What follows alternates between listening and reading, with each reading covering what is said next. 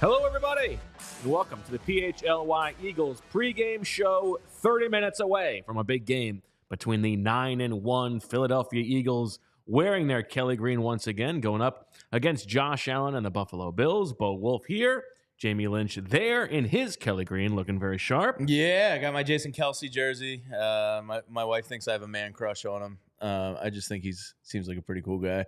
It sounds like a man crush to me, but that's okay. Well, when I was Embrace picking the jersey, I wanted longevity. So I was thinking long term. And I was like, well, Kelsey's good for life. He's going to be a Hall of Famer. So this is a quality investment. Nicely done by you. We will hear from Zach Berman live from Lincoln Financial Field in about 10 minutes. And he will tell us a little bit more about the way in which the tenor of this game has changed with the news this morning that Lane Johnson was questionable with a groin injury. And it sounds like he got an MRI today, was given the go-ahead at least to try to sort of warm up, but eventually not given the green light to play in this game. He is inactive. That means that Jack Driscoll presumably will get the start at right tackle. We all know that the one game this year in which Jack Driscoll had to play significantly at right tackle for an injured Lane Johnson was back against the New York Jets, the only game the Eagles have lost this season. And we know that over the course of the last, however many years it is, when Lane Johnson is out of the lineup, the Eagles are 13-23, and they are obviously much better than that with him in the lineup. And so all of a sudden this game has started to look a little bit more difficult for the Eagles as the rain is coming down in Philadelphia, and this now projects to be something of a mutter, if you will. Yeah, the line's actually dropped down to Eagles -2.5, which is interesting. Maybe some money's coming in on the Bills there. But yeah, Lane Johnson, you can make the case, is, God, the MVP of this team in a way because of what the record shows when he plays and doesn't play. It's pretty wild. It's a huge effect in the run game. The Bills are kind of susceptible to the run, so that's a major factor. And the other big factor is now you got to watch Jack Driscoll in the rain, which probably makes it a little more difficult. On top of an already difficult situation because we know he's not that great. And he's playing next to Cam Jurgens, who returned for the first time last week after being on injured reserve and was sort of up and down in last week's win over the Kansas City Chiefs. So now you've got Jurgens and Driscoll playing next to each other against a Bills pass rush that is about, I believe, second in the league in sacks this season. You've got Von Miller, who hasn't done much this season, but Leonard Floyd, who has been productive, and A.J. Epinesa and Greg Rousseau, who are both talented young edge rushers. Those guys, I would imagine, are now licking their chops that they don't have to face Lane Johnson. Yeah, and you wonder if the Bills, rotate guys to that side a little more often and try and really take advantage of that because I would. And then do the Eagles, who normally have a great blocking tight end in Dallas Goedert, that could help out in a situation like this, does Stahl and Calcaterra get slid over there to help out? Because I would probably start that way to give Driscoll that mental relief. Sure. And then assess as the game was going on. And are you thinking maybe just leaning even more into the running game with DeAndre Swift, right? Well, yeah. The Bills are susceptible to the run here. So, yeah, I would think that would definitely be a part of the game plan here. The full inactives for the Eagles, Tanner McKee is the third quarterback. Rashad Penny down again. Josiah Scott is down. Lane Johnson, we talked about. Grant Calcaterra is down with an injury. That means that after Jack Stoll, it is Albert Okwuegbunam, and that's it for the Eagles. Now, Julio Jones will take some of those reps there in terms of running the routes that the Eagles run with that spot, but those are only two tight ends they have. Dallas Goedert is down, and then Milton Williams, importantly, is out with a concussion. He was very good last week, and that means that Marlon Tuipulotu and Moro Ojimo will get some extra snaps at defensive tackle. Also, Quez Watkins, who was activated this weekend from injured reserve, he takes the spot vacated by the waiving of Derek Barnett. Quez Watkins is active in this game, so the Eagles will have 6 wide receivers up. Not sure how much Quez will be involved in the game plan, though. Yeah, that'll be interesting to see if Quez can get more reps than Julio. I guess that'll be the watch today. But yeah, you wonder, with that tight end and Driscoll being in, do they keep a guy, run that a lot where they keep a guy in and maybe have Quez or Julio both out there. It'll be interesting to see how they trot it out today. This is now all of a sudden a very interesting Brian Johnson day. I think that's right, and it's an interesting test of how much they are able to adjust the game plan on the fly. Because I sort of feel like if Lane Johnson had been out, had this groin thing had popped up on Wednesday, they had a week to plan about it. That would have been different. And also, I'm not so sure that it would be Jack Driscoll at right tackle. It might be Fred Johnson in that case, but in knowing that you need somebody to step in who hasn't practiced all week and has played that position before, it's going to be Driscoll. And we saw how much he struggled against the Jets. It's going to be an interesting sort of gut check game for him. And you sort of hope that he can do well for his own sake. Yeah, for his own mental wellness in terms of a player. I hope he goes out here and performs today, as I'm sure every Eagles fan does. But, of course, it's natural to worry about him. He's been, over the last 2 years, a little less than stellar when given the opportunity. So hopefully he can step up and be a pleasant surprise. And part of that game plan might be DeAndre Swift. The Bills do allow 125 yards a game. So if Swift can kind of bail him out and they can get the running game going, maybe he starts to feel comfortable being the one hitting as opposed to pass protecting.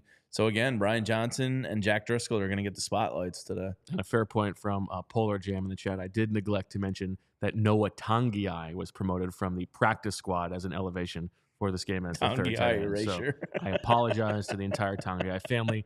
I know you're all watching. We appreciate Noah Tongiai. He will certainly play a major role in the game today. He is seen, he is heard, he is respected. The Lane Johnson aspect here, Jamie, he had the adductor last year, so you certainly would, sort of connect A to B and think that is part of what's going on here. The groin bone is connected to the abductor bone. That's right. And you certainly want to be cautious. This is, as you said, one of the MVPs of the team, one of the most important players on the team. Next week's game, probably a little bit more important than this week's game with the San Francisco 49ers coming to town. The following week going to Dallas. Those are the two games that will really decide whether the Eagles are going to be the one seed or not. Not to look past the Buffalo Bills, but you sort of want to play it safe. Yeah, you want the NFC advantage if you had to pick, as we talked about before the show a little bit, if you have to lose one of these next three, this technically is the best one to lose because it's an AFC team. Also the rain, the weather. Yes. Probably had an effect on that. If it's a dry day at Lincoln Financial Field, maybe they feel a little more comfortable putting them out there. But, the Niners are going to be coming off short rest and the Cowboys are going to be coming off short rest. So you're going to need to be at your best. So, yeah, the rational portion of you goes, all right, this is smart. Give them, the rest. Don't let them aggravate it and hurt it more. But the irrational sports fan is like, God damn it. Right. So there you are. But it's the smart thing to do. Well, if you're getting rained on all day today and you're thinking, I need some new clothes. Well, I got some good news for you. The PHLY Locker. We have our Cyber Weekend deal going on. And not only do you get 25% off all PHLY merch at the PHLY Locker, you also get a $15 gift card if you spend $75. But we've also got all these new merch drops just from this weekend. 5 new Eagles shirts. You've got the Sickos shirt. You've got that Eagle shirt. You got the Baby Rhino shirt that Jamie has been just clamoring for. I'm all Jalen Cartered since we launched this company. And you got the Fletcher Cox Philly Bias shirt. So lots of good stuff there. Check that out on the We Bleed PHLY Green Locker. one is sharp. I like that one. I like that. I placed my order today. Yeah. I got some Christmas gifts Baby for the Rhino? family. Got a hoodie for myself that I was overdue on treating myself to. So yeah. Oh yes, of course I had to get the Baby Rhino. I had to support the cause. I feel like you like a cyber weekend. 7th, 8th grade Jamie probably would have thought that was a totally different Parents thing. are out of town. You gotta fire up the AOL. Jamie's cyber weekend. Yeah. Well, those different type of cyber weekend, but you know, nonetheless, cyber. That's okay. That's good stuff. All right. I believe that we are close to having Zach Berman from Lincoln Financial Field. I want to ask him about whether it is, in fact, Jack Driscoll warming up with the starters, what he knows about this Lane Johnson situation, how he thinks things might change, what the vibe is at the stadium as we have this second Kelly Green game. And it does sort of weirdly feel like a potential for a letdown game, only because you're coming off the win over the Chiefs. You got the Niners next week and the Cowboys after that. This is like the middle of the 5-game sandwich. It's like you got Josh Allen and a very talented Bills team coming to town. You got Kelly Greens, and it sort of feels like, yeah, it does feel like the Bills are being overlooked by Eagles fans a little bit. You know, they do have a triple-digit point differential. They do have a lot of turnovers and a propensity to, you know, make mistakes, but they are also extremely talented, and Stephon Diggs is great, and Josh Allen can be great. So, you know, it's not going to be an easy game either way today. That's exactly right. And so we send it now to Zach Berman from Lincoln Financial Field, who is well covered. He's in the press box. He's not getting rained on. Zach, you look great. Hair is very sharp. We hope you are diminished cough-wise. And most of all, we want to hear what you can tell us about this Lane Johnson situation. Good to see you guys. Not coughing as much today, which is good for me. And good to see you. which is good for both me and I imagine the audience as well, because I apologize for last week. Now, the Eagles playing, of course, without Lane Johnson. The timeline of events is Lane woke up this morning, had an issue with the groin, reported it, got some treatment in the morning, had an MRI when he got here to the stadium, participated in an on-field workout. Team officials watched him. At the end of the workout, though, it did not look good for the Eagles in that Jack Driscoll then went out and started working with Cam Jurgens. So that seemed to be the sign that this would be Jack Driscoll's day.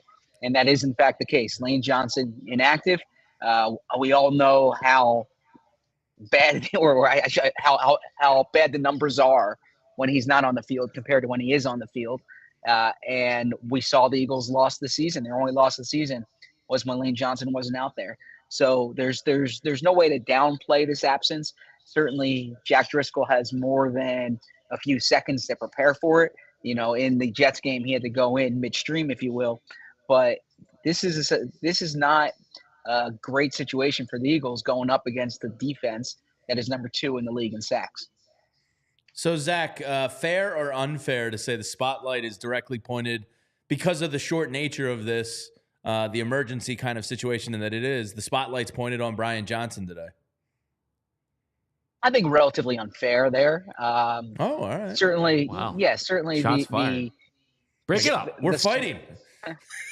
The spotlight typically is on the offensive coordinator. No, I look at the quarterback. Spotlight's on the quarterback today.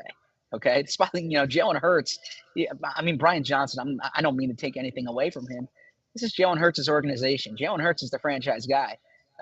When the reason why you want to have a franchise quarterback, the reason why you pay someone $250 million is when the circumstances aren't ideal. Who steps up?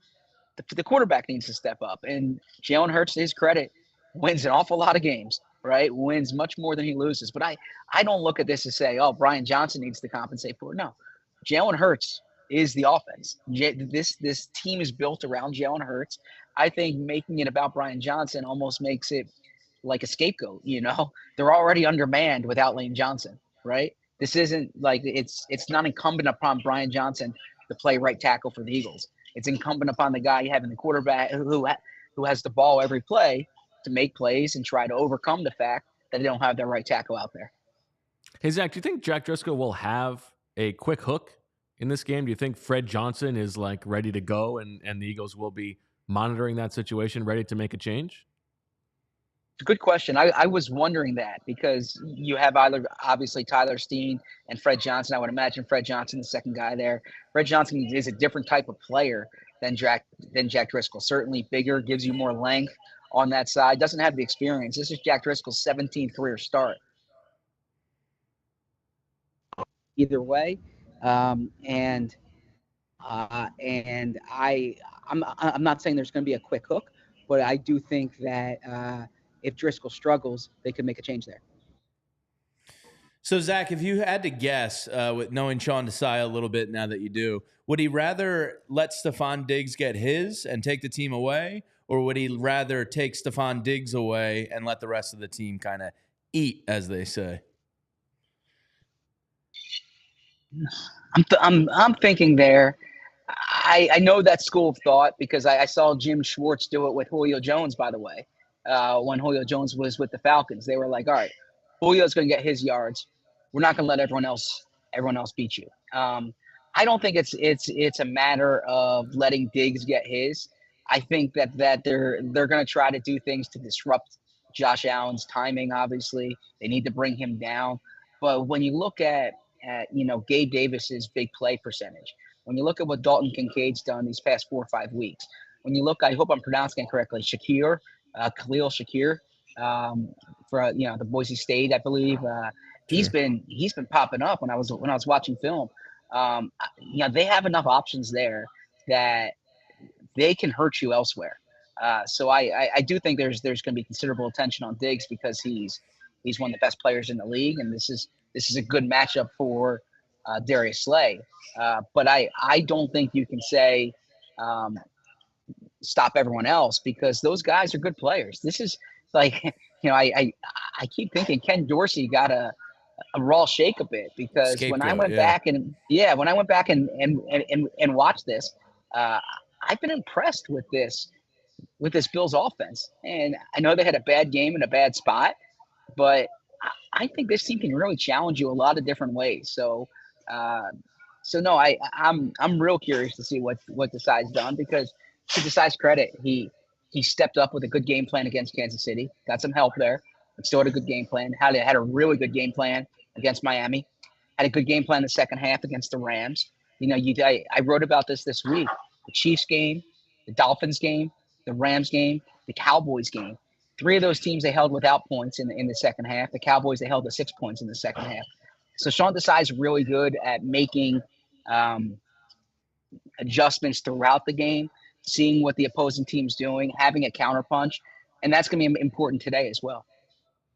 Well, yeah, it's interesting. Just results-wise, we've seen it the last 2 games. 2 weeks ago, CeeDee Lamb does sort of get his, and the Eagles were fine. I mean, it's not that they were just letting him get his, but that was the result of what happened. And then you also had Jake Ferguson popping off, whereas last week they focused so much of their defensive attention on Travis Kelce, on limiting him, knowing that the other Chiefs receivers were not as good, and that turned out to be the right decision. I think, as you said, the Bills have probably better weapons down the line than the Eagles do. We also know that Stephon Diggs spends a ton of time inside, so we'll see how much rotation the Eagles are going to do once again there in the nickel. Anything else in terms of the matchup here, Zach, that you are really paying close attention to? Well, obviously with Lane Johnson out against that pass rush, because the Bills pass rushers get to the quarterback, second most in sacks this year behind the Ravens, and Von Miller is coming around that side, and that's a tough matchup whether it's Driscoll or Fred Johnson. That's a really tough matchup, but they have a handful of different pass rushers who they can move around the line of scrimmage. Ed Oliver among them, right? Ed Oliver has a career high in sacks this year. Gregory Rousseau, EJ Epineza, there's the Eagles' offensive line. So I'm going to go back to the original question Jamie asked, and I certainly didn't mean to kind of like put it all on Jalen, but I think the Eagles' offensive line is in the spotlight here today, right? They say all the time they're the best offensive line in the league, right? Well, when Lane Johnson's not there, how do you respond? Is it the best offensive line in the league, or is it the best right tackle in the league, and everything kind of feeds off them? Because you still have Jordan Mailata, you still have Landon Dickerson, you still have a future Hall of Famer in Jason Kelce at center. Cam Jurgens, we talked about the importance of having him back. The Eagles have 4 or 5 guys on that offensive line. That group can't be beat. You're vulnerable on the right side, and you're undermanned at tight end too. But you need to have your other 4 offensive linemen playing like the high-level, high-caliber players that they are. So, Zach, on the other side of the ball, the Eagles made news this week releasing Derek Barnett.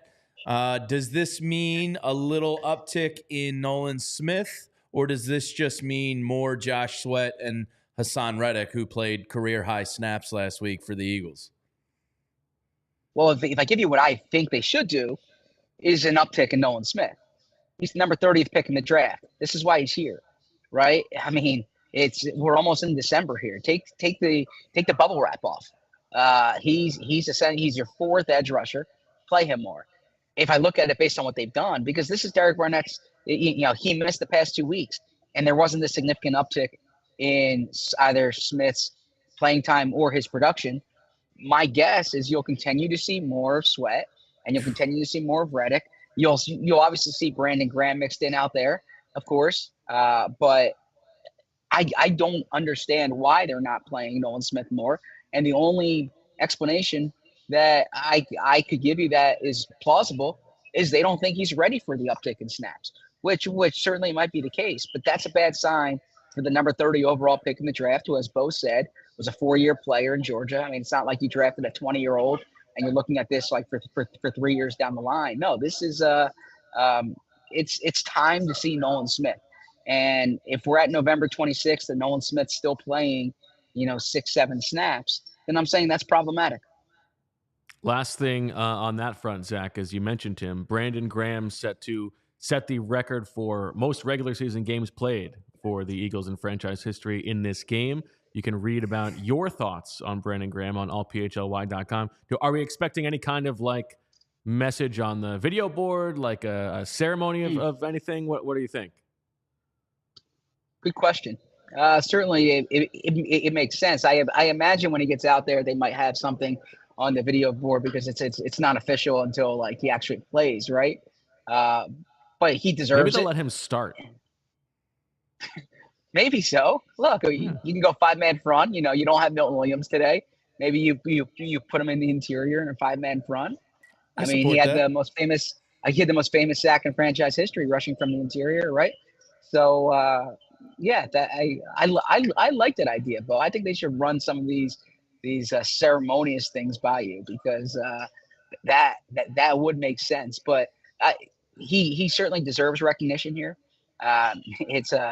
It's a home crowd, a revved up crowd here. I mean, the parking lot was fired up. 4:25. There wasn't a hard rain when I was coming in. I got here about 3 hours early or so, 2.5 hours early, and there were PHLY fans in the crowd or in the lots. It was nice saying hello to everybody, but it wasn't pouring rain there then. Now it's coming down a little harder. Curious to see the effect that has on the game. But I bring that up as a way of saying that this is a crowd that is into this, that's energized, that's excited for Sunday afternoon, Thanksgiving, holiday weekend football. People have kind of had a few days off here. They've been enjoying themselves, and this is a good way to cap it. So, Zach, for the real sicko gamblers that are getting in last-minute bets, can you give us our up-to-the-minute weather report of the link? What does it look like down there? And give us, use your best meteorologist with the. Ooh, so nice. You can see behind me there. Right there, no traffic on 95. That's good to see. You got the Navy Yard behind me. A lot of fog there. Typically, that's fairly visible, and it's not so visible here. The airport is about a mile down the road that way. You can't even see any planes coming in and out, which is a sign that visibility might be a little tough. You see how slippery it is out there, or I shouldn't say slippery. How wet it is. Good job. Every car has their wiper blades going. Tremendous. You see people wearing their hoods, people wearing their jackets. I came without a jacket, so I mean, I'm probably gonna be sick again in like 3 days. But no jacket, no pants for Zach Berman. No, definitely pants, but and a sport jacket here, right? But not a raincoat. But in any event, it is raining here, and I was in pregame warm-ups. You can see it, but it wasn't early enough that like there was no tarp on the field during the portion that I was here today. Well, great job, Zach. You really answered the bell. Whenever this career winds up, 50 years down the line, you have a future in meteorology. So congratulations. Yeah, I want to be covering the Eagles for a very long time, so I'm hoping that's not the case. But I can use these pregame shows as a way to kind of combine the two. I'm going to work on my I'm going to work on my meteorology for next week's game against San Francisco. All right, we look forward to talking to you after the game on the postgame show here on PHLY. That is Zach Berman. He's handsome. See you, Zach. Jamie, before we get to your best bets, which we know are just printing cash, and we've only got a few minutes left. Give me your Brandon Graham 10,000-foot view, what do you remember? What do you first think of when you think of Brandon Graham? A great career arc. It's hard. He should be a lesson to all fans when you're judging a draft pick. Like, you really Nolan Smith, guy can't get on the field. Yeah, I mean, it would be a little troubling if he can't get on the field in year one as a first-round pick. But sometimes it does take these guys 3 or 4 years, and to see where he once was to what he became, and to just be like a great member of the community and the lifelong, career record holder for the Eagles and games played. It's pretty special because you don't get to do that unless you're pretty good. And I always thought Brandon Graham was one of those guys that was better than the stat sheet showed. I think that's right. Could always set an edge, could always be reliable, doesn't miss a game. And as Zach's piece this week said, just like a joy to be around. So, and also just like the power of self-belief. Yeah. Like those first few years when he was just hearing nonstop how much he wasn't Earl Thomas. You see how his personality paid off for him. Right, exactly. You know what I mean? Like, he was able to stay to that grind positively. That's exactly right. Yeah, Well and said. it's pretty cool. Brandon Graham is he's a great Eagle, and good for him, man. Congrats to Because Brandon he Graham. appreciates that. I think that's right. Yeah. All right. 4 minutes here before kickoff. Let's get to your best bets quickly. Yes, my best bets, 14-4 on the year. I'm going kind of coward watch a little bit today. A little bit. Yeah, so I do have to fall on the sword there. But I'm going to go Jalen Hurts anytime touchdown scorer, which might be the ultimate coward's bet this year. You have to lay minus 135 to get it. But as a gambler, I just see that as good value because you don't have to lay that much. And then I'm going to go Josh Allen over 262.5 passing yards. Again, I don't think you can run on the Eagles. I think you're going to pass. So I think Sean McDermott and the Bills are going to try and shove it down their throats in the passing game today. That's a pretty good one. I am going Dalton Kincaid scores a receiving touchdown in this game for plus 185. What I'm doing here on both of these bets is targeting the weak linebacker play on both defenses. And I think that the Bills will know that tight ends have had success against the Eagles in the past. So give me a Kincaid touchdown. And then DeAndre Swift over 25 receiving yards for plus 150. The Bills linebackers, that is the weakness of their defense as well. The Eagles not having a go-to third target in the offense. I think they try to get DeAndre Swift involved as a receiver. I really like that Dalton Kincaid plus 185. Yeah, not bad. Yeah, it's good value there. Yeah, I was deciding whether to go with like a plus up on the total receiving yards to like 60 receiving yards or just 0 in on the touchdown. He's a big red Went zone with target. touchdown. There you go. Yeah. All right, let's close this bad boy out with our predictions, Jamie. Ooh, the Lane Johnson thing totally threw me changes for a things. loop. I did have the Eagles winning a close one all week, and then I was weighing Lane Johnson. How does that work? I still think the Eagles are going to be able to sneak it out. And I disagree with Zach. I do think Brian Johnson's very important to the offensive flow today without Lane Johnson. I'm going to have the Eagles winning 27-24 in a nail-biter. Kind of feel homerish for saying it, but I think the Birds, they just find a way to win all the time. They do. And I'm just going to stick with that until Did proven you see otherwise. that clip of the Jalen Hurts interview from right before he went to the NFL? Yeah, It's you're like, not going to be 30-4 in the NFL. Yeah, I guess, we'll see about that, Jeremy Fowler. It's pretty good. It's pretty damn good. On Friday's show, I picked the Bills. You got a to win great this out game. here if you want to change your pick. Got a great out. I flip-flopped last week correctly and decided I thought the Eagles were going to win that game, and I was right, as I so often am. And I still sort of feel like everything is setting up for next week's game to be for NFC supremacy, right? If the Eagles lose this game, they're going to be one game ahead of the Niners, with the Niners coming back for this NFC Championship rematch, the head-to-head tiebreaker on the line. No Lane Johnson. That worries me. I'm going to stick with the Bills in an upset here. I'm taking the Bills 27-21. The Eagles have their one letdown before the next two big games, and we get a full week of, fury over Kyle Shanahan, getting his guys injured on purpose, and how this game doesn't mean that the whatever would have happened last year would have happened. But I got a bad feeling about this one, so I'm sticking with my gut. I mean, I think the Bills are getting a little overlooked from the conversations I've had this week. Josh Allen can still hurt you, but he can also throw a game-deciding interception. So No doubt about it. It's a 50-50, coin flip there on which one he'll do. And, he can be a real SOB to go against. Well, we will find out what happens. Enjoy the game, everybody. We will Go be back with the Birds! post-game show right after the game is over here on PHLY. For everybody here, we thank you for listening. Thank you for watching. We'll talk to you after the game. And as always, we love you.